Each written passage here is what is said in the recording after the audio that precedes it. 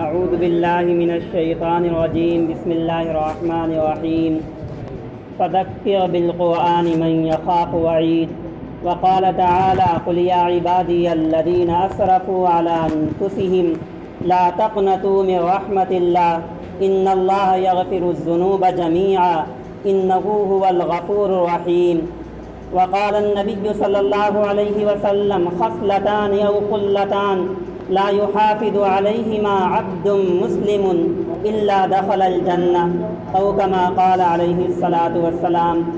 معزز حاضرین، انتہائی قابل قدر محترم بزرگوں، قرآن کریم تراویح میں مکمل کی گئی، دو حافظ صاحبان نے مکمل کیا اور آپ حضرات نے قرآن کریم کو سنا۔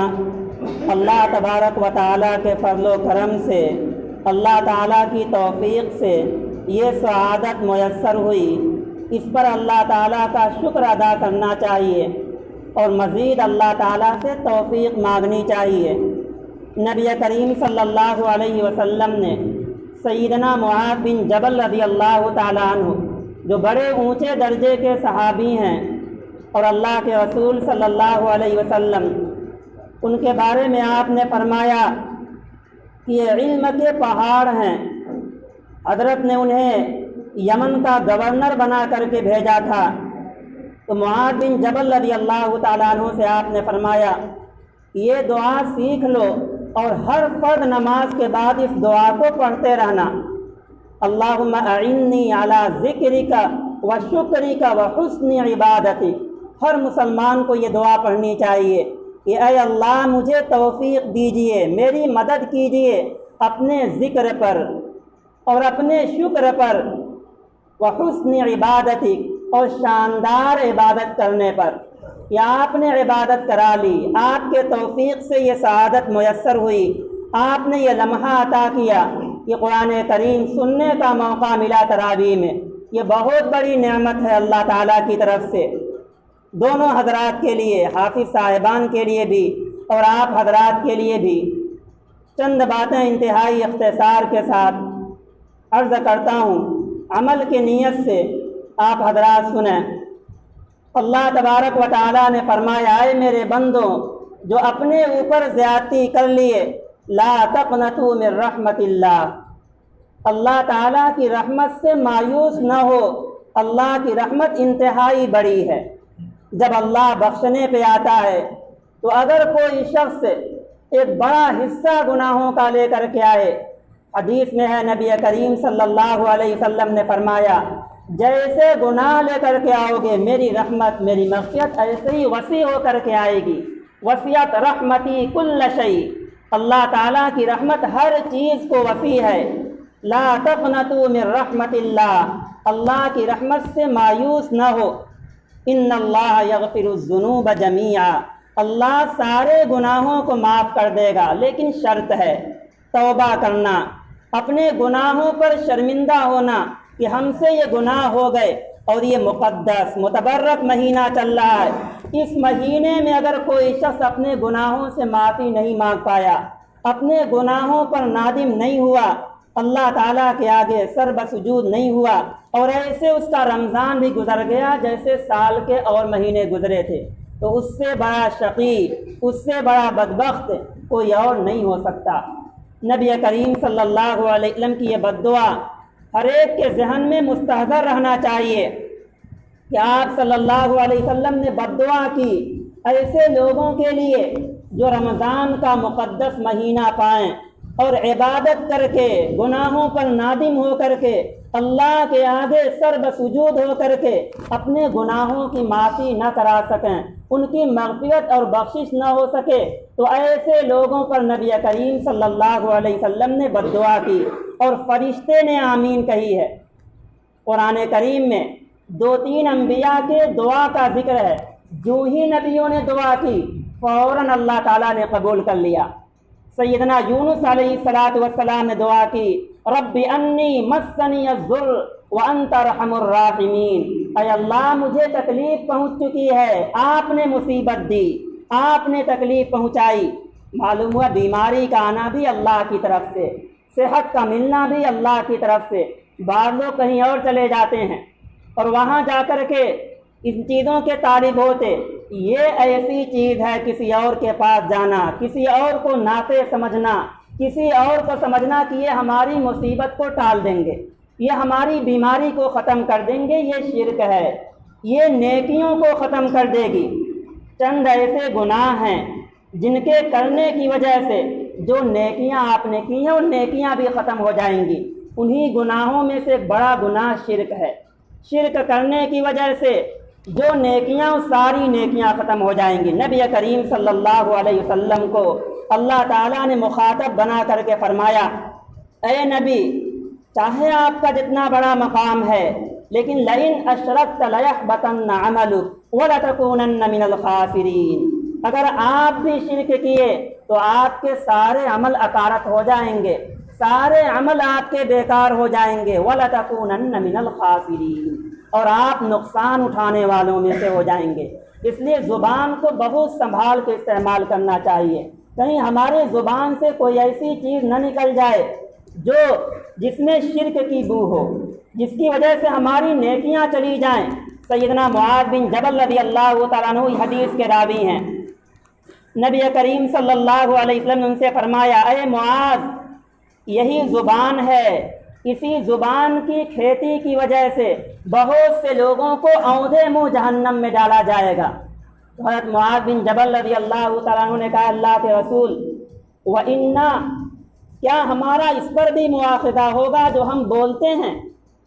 فرمایا اللہ کے رسول صلی اللہ علیہ وسلم نے، ثقلت امک یا معاذ، اے معاذ ہم تمہیں عقل مند سمجھتے تھے، اے معاذ ہم تمہیں دانا سمجھتے تھے، لیکن تم پر تمہاری ماں روئے۔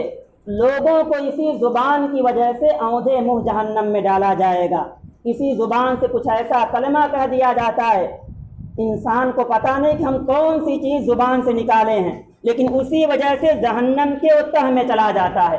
اور اسی زبان سے کوئی خیر کا کلمہ کہہ دیا، اس کلمہ کہہ دینے کی وجہ سے وہ جنت میں چلا جاتا ہے، اس کا مرتبہ بلند ہو جاتا ہے۔ معلوم کیا ہوا؟ زبان کو بہت سلیقے کے ساتھ سوچ سنبھل کے استعمال کرنا چاہیے، اس کے اوپر ہمارا مواخذہ ہوگا۔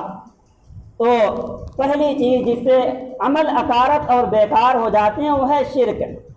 شرک سے سارے عمل خراب ہو جاتے، اس لیے اس سے ڈرتے رہنا چاہیے اور اللہ تعالیٰ سے اپنے گناہوں پر نادم اور شرمندہ ہونا چاہیے کہ اللہ تعالیٰ ہمارے گناہوں کو معاف کر دے۔ ان اللہ یغفر الذنوب جميعا انہ هو الغفور الرحیم، اس لیے کہ آئندہ ایک دن آنے والا ہے، جب وہ دن آئے گا پھر انسان افسوس کرے گا، اے کاش ہمیں دنیا میں بھیج دیا جاتا۔ فرمایا اللہ تعالیٰ نے، وَأَنِيبُوا إِلَىٰ رَبِّكُمْ، اپنے رب کی طرف آ جاؤ، اپنے رب کی طرف متوجہ ہو جاؤ۔ وَأَنِيبُوا إِلَىٰ رَبِّكُمْ وَأَسْلِمُوا لَهُ مِن قَبْلِ، اس کے آگے سر بسجود ہو جاؤ، اس کی باتوں کو مان لو اس سے پہلے۔ وَأَسْلِمُوا لَهُ مِن قَبْلِ أَن يَأْتِيَكُمُ الْعَذَابُ ثُمَّ لَا تُنصَرُونَ، کہ اللہ تعالیٰ کا عذاب آ جائے پھر کسی کی مدد نہیں کی جائے گی۔ ان تقول نفس یا حسرتا علی ما فرطت فی جنب اللہ، اس وقت انسان افسوس کرے گا، اے کاش میں دنیا میں اس طرح کا عمل نہ کیا ہوتا۔ ایک چانس اور دے دیا جائے لیکن اس کو چانس نہیں دیا جائے گا۔ اس دن کے آنے سے پہلے آج اللہ تعالیٰ نے چانس دیا ہے، آج اللہ تعالیٰ نے ٹائم دیا ہے، آج اللہ تعالیٰ نے رمضان جیسا اہم مہینہ دیا، کیسی تیزی کے ساتھ یہ مہینہ گزرتا چلا گیا، 20 دن تقریباً گزر گئے، آج 19واں روزہ تھا، 20ویں شب ہے، 10 دن اور بچے ہوئے ہیں۔ اس 10 دن کو ہی خیر میں لگا دیا جائے، اچھے کاموں میں لگا دیا جائے، عمر ایسے ہی بیت جائے گی، پھر افسوس کیا جائے گا، کوئی چیز ہاتھ نہیں آئے گی۔ فرمایا نبی کریم صلی اللہ علیہ وسلم نے، نیک لوگ بھی افسوس کرتے ہیں اور برے لوگ بھی افسوس کرتے ہیں۔ جب لوگ مر کے جاتے ہیں تو نیک لوگ افسوس کرتے ہیں، اے کاش دنیا میں ہم فلاں ٹائم کیوں برباد کر دیے، اس فلاں ٹائم میں ہم اور نیکی کر لیے ہوتے، ہمارا درجہ اور اونچا ہو گیا ہوتا۔ اور برائی کرنے والا افسوس کرے گا، کیوں نہیں ہم توبہ کر لیے، اگر دنیا میں ہم توبہ کر لیے ہوتے تو یہ نوبت نہ آئی ہوتی جو نوبت آئی ہوئی ہے۔ یہ وقت ہے، اس وقت کی قدر کر لیا جائے۔ اگر اس وقت کی قدر نہیں کی گئی تو ایک دن آنے والا ہے سوائے افسوس کے کوئی اور چیز ہاتھ نہیں آئے گی۔ آپ صلی اللہ علیہ وسلم نے اپنے ایک پیارے صحابی کو نصیحت کرتے ہوئے فرمایا، اغتنم خمسا قبل خمس، پانچ چیزوں سے پہلے غنیمت سمجھو۔ شبابک قبل حرمک، صحتک قبل سقمک، اپنی جوانی کو غنیمت سمجھو بڑھاپے سے پہلے۔ جوانی اللہ تعالیٰ کی بہت بڑی نعمت ہے۔ ایسے وقت میں شیطان نمبر 1 پہ حملہ کرتا ہے کہ ابھی بہت ٹائم بچا ہوا ہے، اور بڑے ہو جائیں گے نیک عمل کر لیں گے، بوڑھے ہو جائیں گے تو مسجد ہی میں اعتکاف کر لیں گے، کہیں اور جانے کی ضرورت نہیں۔ اصل عبادت کا جو وقت ہے وہ جوانی کا وقت ہے۔ بڑھاپے کا وقت ہوتا ہے پینشن کا وقت، بڑھاپے میں پینشن ملتا ہے۔ فرمایا آپ صلی اللہ علیہ وسلم نے، اگر کوئی شخص جوانی میں عبادت کرتا ہے، مثال کے طور پہ ایک شخص ہے وہ جوانی میں تہجد کی نماز پابندی سے پڑھتا ہے، لیکن بوڑھا ہو گیا، اعضاء اس کے مضبوط نہیں، ڈھیلے ہو گئے، اب وہ تہجد کی نماز نہیں پڑھ سکتا، تو اللہ تعالیٰ اس کو پینشن دیتے ہیں، اس کے لیے اجر و ثواب لکھا جاتا ہے۔ لیکن اللہ تعالیٰ کریم ہیں، اللہ تعالیٰ سخی ہیں۔ دنیا میں یہ ہوتا ہے جب کسی کو پینشن دیا جاتا ہے تو آدھا کر دیا جاتا ہے، لیکن اللہ تعالیٰ پورا اجر دیتے ہیں، پورا ثواب دیتے ہیں، آدھا نہیں کرتے۔ بڑھاپے میں نہ کرنے کی وجہ سے وہ جو عمل جوانی میں کیا جاتا تھا اللہ تعالیٰ پورا ثواب لکھوا دیتے ہیں۔ علامہ روم رحمۃ اللہ علیہ فرماتے ہیں، در جوانی توبہ کردن شیوہ پیغمبری، وقت پیری گرگ ظالم می شود پرہیزگار۔ جوانی میں توبہ کرنا، جوانی میں نیک بننا، جوانی میں اللہ تعالیٰ کے آگے سر بسجود ہونا، یہ اصل عبادت ہے۔ در جوانی توبہ کردن شیوہ پیغمبری، یہ پیغمبروں کا طریقہ ہے۔ وقت پیری گرگ ظالم می شود پرہیزگار، بڑھاپے میں تو ظالم بھیڑیا بھی پرہیزگار بن جاتا ہے۔ اس لیے جوانی کے وقت کی قدر کیا جائے، ورنہ اللہ تعالیٰ ان نعمتوں کے بارے میں پوچھے گا۔ سب سے پہلی نعمت جس کے بارے میں سوال ہوگا وہ جوانی کی نعمت ہے۔ وَعَنْ شَبَابِهِ فِيمَا أَبْلَاهُ، اس جوانی کی نعمت کو کہاں خرچ کیے؟ ہماری عبادت میں خرچ کیے، دین کے کاموں میں خرچ کیے، یا ایسے ہی من مطابق زندگی گزارے؟ تو جوانی کی نعمت بہت بڑی نعمت ہے، اس نعمت کی قدر کرنی چاہیے۔ وَصِحَّتَكَ قَبْلَ سُقْمِكَ، اپنی صحت کو غنیمت سمجھو بیماری سے پہلے۔ صحت کا جو زمانہ ہے، اللہ تعالیٰ نے جو صحت دی ہے، قوت دی ہے، اس صحت اور قوت کی قدر کی جائے، خوب نیک عمل اکٹھا کر لیا جائے اور نیک عمل کو جمع کر لیا جائے، ورنہ بیماری آ جائے گی، کوئی نیک عمل کرنا بھی چاہے گا نہیں کر پائے گا۔ آخری چیز، جو کچھ بھی ہم نیکیاں کریں اس نیکیوں کو سمیٹ کے رکھنے والے ہوں، کہیں ایسا نہ ہو کہ ہماری نیکیاں دھیرے دھیرے برباد ہونے لگیں۔ صحیح مسلم میں نبی کریم صلی اللہ علیہ وسلم کی یہ حدیث ہے، آپ نے فرمایا صحابہ کو مخاطب بنا کر کے، کیا آپ لوگ فقیر جانتے ہیں کس کو کہتے ہیں؟ صحابہ نے کہا اللہ کے رسول، ہم فقیر اس کو سمجھتے ہیں جس کے پاس روپیہ پیسہ نہ ہو۔ آپ نے فرمایا نہیں، فقیر وہ نہیں، فقیر وہ ہے جو نیکیوں کا ایک ڈھیر لے کر کے آئے گا، بہت ساری نیکیاں اس کے پاس ہوں گی، بہت سا روزہ، نماز، اعتکاف اور حج کی عبادت لے کر کے آئے گا، لیکن جب کل قیامت میں آئے گا تو دوسروں کے حق کو دبائے ہوگا، دوسروں کی زمین ہڑپ لیا ہوگا، دوسروں کا قرضہ لے کر کے ادا نہیں کیا ہوگا، دوسروں کی غیبت کیا ہوگا، دوسروں کی چغلی کیا ہوگا، کسی کو ناحق مارا ہوگا۔ سارے حق والے آئیں گے اور آ کر کے اپنی حق کا مطالبہ کریں گے۔ وہاں پہ روپیہ پیسہ نہیں، ان کا بدلہ کیسے دلوایا جائے گا؟ اس کی نیکیاں جو ہے ان کو دے دیا جائے گا۔ اب حق والے نیکیاں لے کر کے چلے گئے، کچھ حق والے بچ گئے، ساری نیکیاں اس کے پاس سے ختم ہو گئیں، اب کیا کیا جائے گا؟ اب یہ ہوگا کہ ان لوگوں کا گناہ اس کے اوپر لاد دیا جائے گا۔ بہت نیک آدمی تھا، پورا ایک ڈھیر نیکیوں کا لے کر کے آیا تھا، لیکن کیا ہو گیا؟ گناہوں کا ڈھیر اس کے اوپر لاد دیا گیا۔ تو ہم ذرا غور کریں، ہم کچھ نیکیاں کر رہے ہیں تو یہ نیکیاں ہم سمیٹ کے رکھ پا رہے ہیں کہ نہیں رکھ پا رہے ہیں؟ وَلَا تَكُونُوا كَالَّتِي نَقَضَتْ غَزْلَهَا مِن بَعْدِ قُوَّةٍ أَنْكَاسًا، مکے میں ایک عورت رہا کرتی تھی، وہ کپڑا بنتی تھی اور شام میں پورا ادھیڑ دیا کرتی تھی۔ فرمایا اللہ تعالیٰ نے اس عورت کی طرح نہ ہو جو شام میں اپنے پورے سوٹ کو ادھیڑ دیتی ہے، ہم نیکیوں کی حفاظت کرنے والے ہوں۔ اور آخر چیز کہ ایسے ہی جو کچھ بھی ہمیں عبادت کی توفیق مل جائے، علماء نے لکھا ہے عبادت کے قبول ہونے کی پہچان، عبادت کے قبول ہونے کی پہچان یہ ہے کہ مزید عبادت کی توفیق ملتی رہے۔ ہم روزہ رکھے، نماز پڑھے، رمضان ختم ہوتے ہی اگر نماز پڑھنا بند کر دیے، یا تراویح آج مکمل ہوئی اور آج کے بعد ہم تراویح پڑھنا بند کر دیے، تو یہ سمجھا جائے گا ہماری عبادت ہمارے منہ پہ مار دیا گیا، ہماری عبادت قبول نہیں ہوئی۔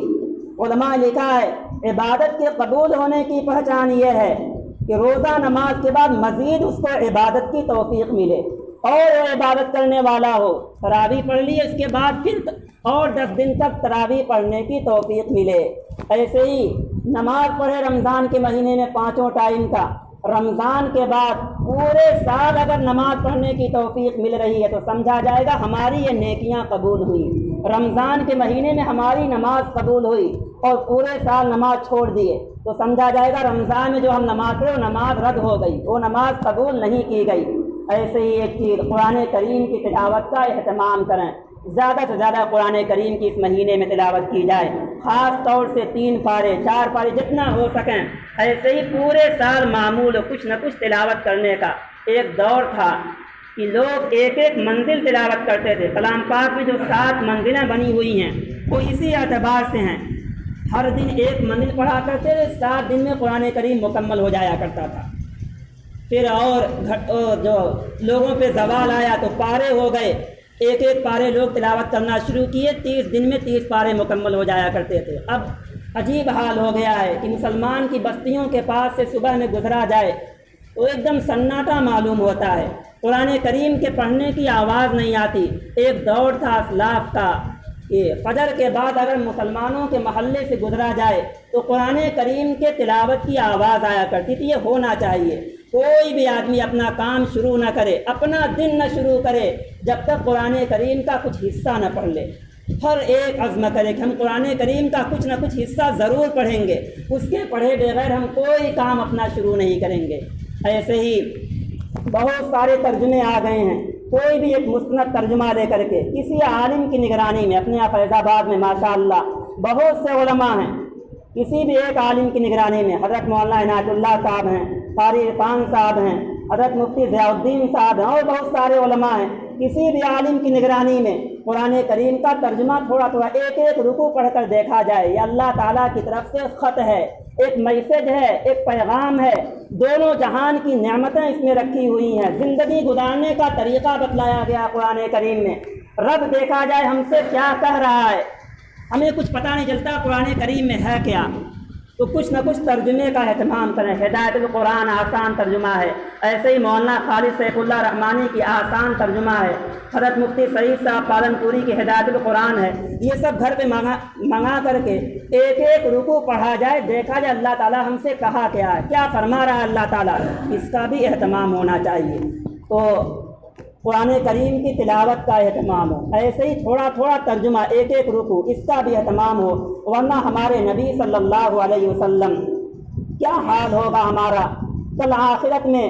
ہم لوگ اللہ کے رسول صلی اللہ علیہ وسلم کو شفیع المذنبین کہتے ہیں، آپ ہم گناہ گاروں کی سفارش کرنے والے ہیں، اور اللہ کے رسول کل قیامت میں آئیں گے، ان لوگوں کے لیے آپ شکایت کریں گے جو قرآن کریم سے اپنا تعلق قائم نہیں کیے تھے، جو قرآن کریم کو زینت کی کتاب بنا دیے تھے، جو قرآن کریم کو جب گھر کا کوئی آدمی دنیا سے چلا جاتا ہے تب قرآن کریم لے کر کے بیٹھ کے 2 رکوع پڑھ لیتے، یا کہیں کسی مدرسے سے بلوا کر کے طلباء سے پڑھوا لیتے، اپنے نہیں پڑھتے۔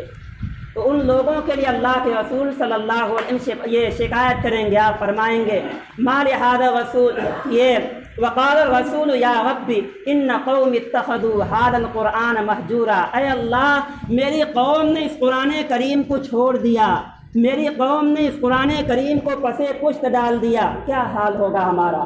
ہم تو امید لگائے ہوئے ہیں کہ اللہ کے رسول صلی اللہ علیہ وسلم ہمارا آخری سہارا ہیں، اور آخری ہمارے لیے شکایت کر دیں تو ہمارا کیا حال ہوگا۔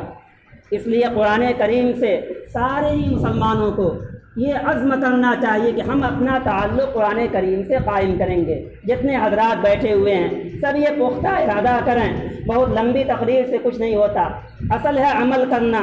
یہ عزم اور ارادہ کیا جائے، ہم ہر دن قرآن کریم کی تلاوت کریں گے، کوئی نہ کوئی ترجمہ ہم پڑھیں گے، ایسے ہی جو کچھ ہم نیک عمل کریں گے اس کو محفوظ کر کے رکھیں گے۔ اللہ تعالیٰ ان باتوں پر ہمیں بھی آپ کو بھی عمل کرنے والا بنائے۔ وآخر دعوانا ان الحمد للہ رب العالمین۔